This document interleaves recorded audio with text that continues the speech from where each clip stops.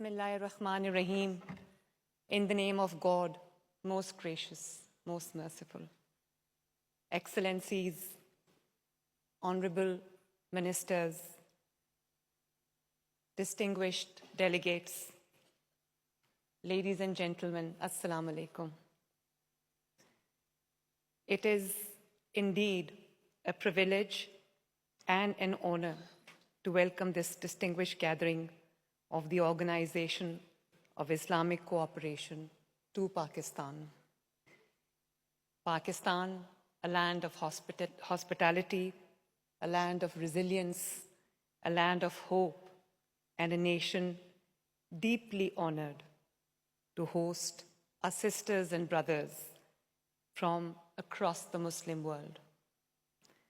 On behalf of the people of Punjab, the largest province of Pakistan, and the people of Pakistan, I extend my heartfelt welcome to all of you, my dear brothers and sisters. I sincerely hope that your stay in Pakistan is comfortable, it is productive and memorable, and that you experience not only our discussions and deliberations, but also the warmth, generosity, and hospitality for which our people are known. The OIC represents not merely a forum of nations, but the collective aspirations, shared values, common future of the entire Muslim Ummah. Ladies and gentlemen, I stand before you not only as the Chief Minister of Punjab, but as a proud daughter of Pakistan, as a representative of millions of women across the Muslim world, and as someone whose own journey has been shaped by the transformative power of resilience and opportunity. The story of women in Islamic world has never been a story of limitation. It has always been a story of strength, a story of resilience, a story of courage, a story of perseverance, a story of leadership forged by circumstances that demanded extraordinary strength. There is a common belief, my friends, that empowerment is something that is given. My own journey has taught me something very different. Empowerment is often created by circumstances. Sometimes circumstances test a woman before they trust her with leadership. Sometimes circumstances demand resilience before they offer responsibility. And sometimes they reveal strengths that she never knew she possessed. My own journey, ladies and gentlemen, has been shaped by such circumstances. There were moments when circumstances tested my resilience in ways I could have never imagined.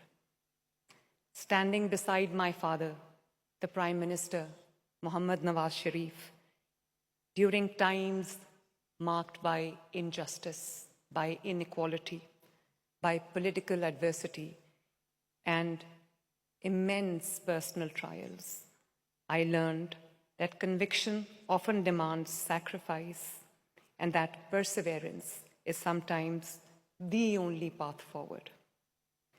While the struggle was for my father, it was also for the millions of Pakistanis whose hopes, whose aspirations, whose voices he represented. In standing for him, ladies and gentlemen, I found myself becoming the voice of the millions who believed that their own voice, their mandate, Their aspirations deserved to be heard and defended. Those experiences did not teach me bitterness. As they say, what doesn't kill you makes you strong. And as they say, that the strongest steel is forged in hottest fires. The adversity taught me patience. It taught me endurance. And it taught me that responsibility comes with standing firm for what one believes to be right. It reminded me that adversity can either define your limits or reveal your strengths. So it became a source of purpose and resolve. They taught me that empathy for women who struggle quietly every day, the unsung heroes across the world. The widow trying to educate her children, the mother worrying about putting food on the table, the young girl wondering whether her dreams are too big for the world she was born into. I was fortunate to learn from the very best, to learn from the remarkable women who came before me. Madre Millat, mother of the nation, Mohtarma Fatima Jinnah, stood beside Qaid-e-Azam, Muhammad Ali Jinnah, the founder of Pakistan, as his closest companion, as his closest aide, as his confidant, and as his pillar of strength during the struggle for the creation of Pakistan. My mother, late Begum Kulsoom Nawaz Sharif, was the guiding light behind my father, the wind beneath his wings, the wind beneath my wings. My father, who had the honor of serving, the only one to be 3 times Prime Minister of Pakistan. She taught me that leadership is not always exercised from the front row of history. Often, it is quiet strength, it is wisdom, it is sacrifice behind the scenes that sustains nations and shapes leaders. When circumstances demanded leadership, she stepped forward with grace, dignity, and resilience, reminding us all that courage is not the absence of hardship, but the determination to stand firm in the face of it. Shaheed Mohtarma Benazir Bhutto opened doors that many believed could never have been opened, becoming the first woman Prime Minister of Pakistan and the first woman Prime Minister of the entire Muslim world. Their journey reminds us that every generation of women carries the responsibility of making the path easier for the generation that follows.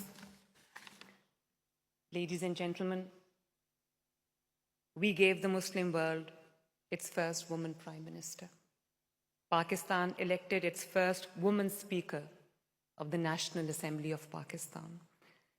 Punjab today has its first woman Chief Minister. I don't say that with pride, I say that with gratitude and humility. The Lahore High Court today is led by its first woman Chief Justice. These are not merely individual achievements, they are milestones in the journey of millions of girls, hundreds of millions, who now dare to imagine themselves in places where previous generations were told they did not belong.